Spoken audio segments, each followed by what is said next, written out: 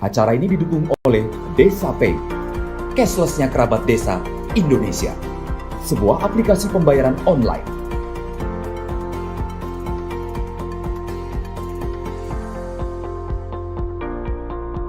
Di Desa Pay, kita akan mendapatkan update berita desa dari TV Desa.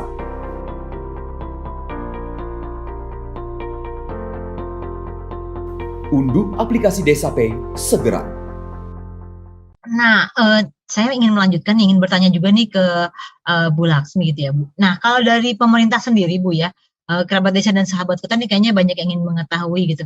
Apa ada aturan-aturan seperti apa sih, Bu, atau kebijakan atau mungkin roadmap gitu ya, yang sudah ada gitu ya, yang mungkin kita bisa ketahui juga nih Pak, Bu, sebagai warga masyarakat gitu ya, Bu ya, kerabat desa dan sahabat kota, yang bisa mungkin jadi acuan atau kita bisa baca gitu bahwa oh ternyata Indonesia itu strategi dan kebijakannya tuh mengarah kemana dan sudah punya kayak tadi strategi yang transportasinya gitu tadi yang disampaikan oleh Pak Sugiharjo gitu. Apakah itu sudah tertera Pak Sugiharjo misalnya di Renstranya Kementerian Perhubungan gitu atau di KLHK ada yang seperti apa ya Bu Dirjen ya Bu?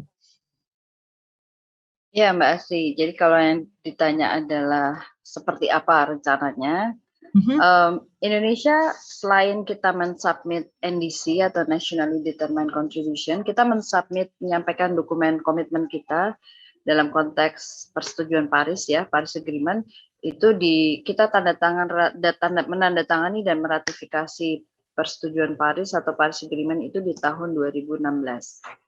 Lalu di tahun yang sama kita sudah menyampaikan dokumen komitmen kita tadi NDC. Kemudian kita sudah mempunyai peta jalan NDC adaptasi dan NDC mitigasi.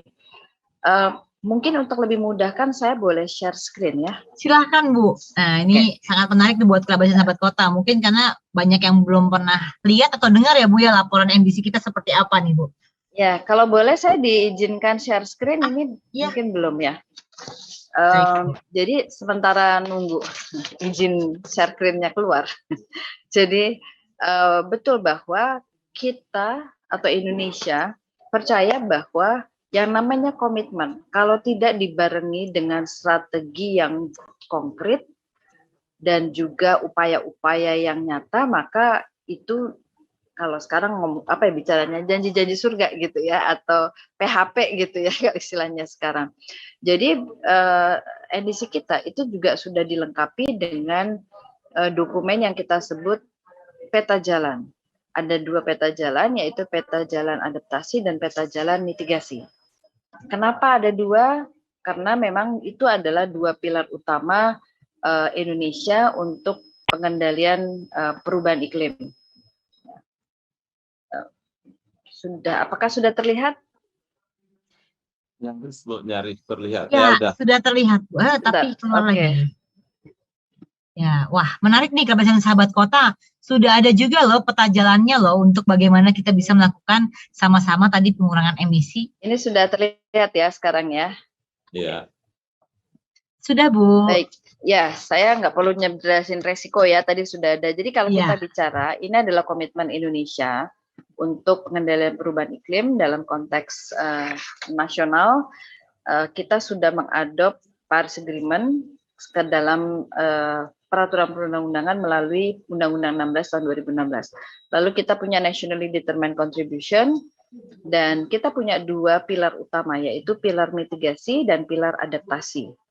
Pilar mitigasi adalah untuk mengurangi emisi dan pilar adaptasi adalah untuk menurunkan resiko dengan cara meningkatkan ketahanan iklim. Ya.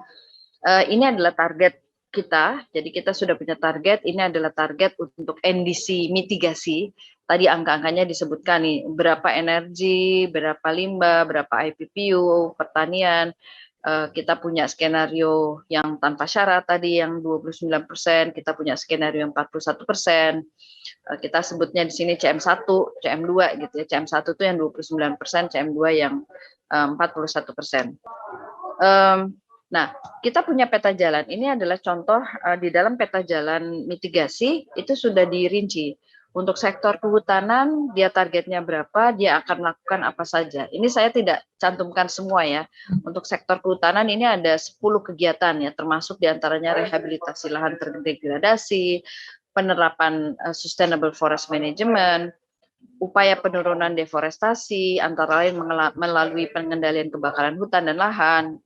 Di sektor energi juga beberapa diantaranya adalah penerapan teknologi yang clean coal, lalu menggunakan bahan bakar nabati, menambah jaringan gas, menambah stasiun pengisi bahan bakar gas, dan seterusnya. Jadi sudah ada dokumen peta jalannya. Kita bisa ambil atau teman-teman boleh visit, boleh mengunjungi situsnya KLHK. Itu ada dokumen peta jalan mitigasi dan dokumen peta jalan adaptasi yang diterbitkan di tahun 2019 dan 2020. Bahkan kita juga, ini contoh lainnya limbah, kemudian pertanian, IPPU.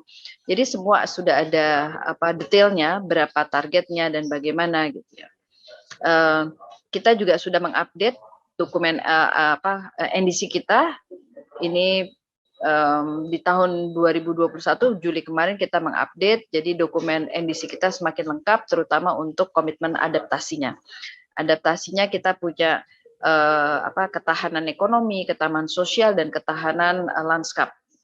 Jadi 2 dokumen ini bisa dilihat, dan kemudian di masing-masing sektor itu akan menyusun lebih detail lagi. Ya, lebih detail bagaimana dia menurunkannya ke dalam subsektor. Apa saja, siapa saja, mana yang akan dilakukan sektor publik, mana yang akan didorong dilakukan oleh sektor swasta. Gitu. Itu sudah diturunkan. Dan dokumen-dokumen ini sifatnya adalah living document atau dokumennya bergerak. Kenapa? Karena kita harus mengikuti perkembangan yang ada. Contohnya misalnya, kenapa kita melakukan updated NDC? Karena NDC pertama kita susun di tahun 2015, kemudian 2015-2016.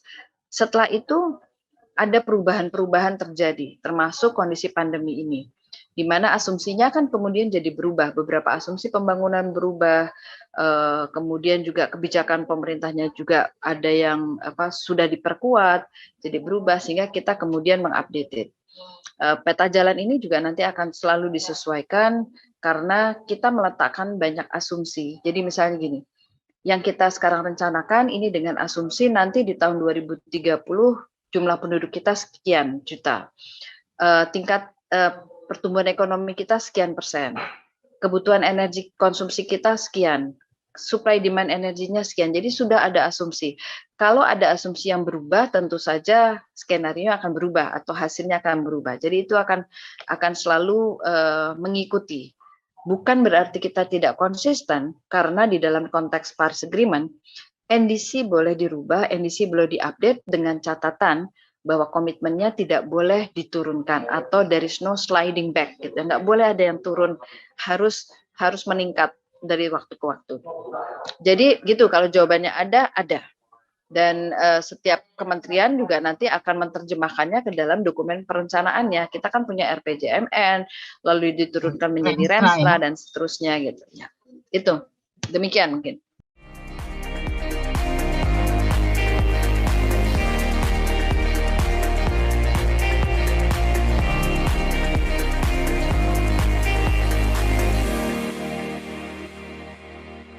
Acara ini didukung oleh Desa Pay, cashless-nya kerabat desa Indonesia, sebuah aplikasi pembayaran online.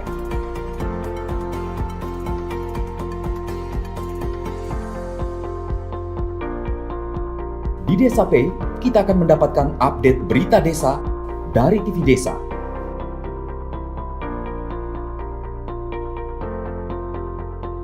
Unduh aplikasi Desa Pay segera.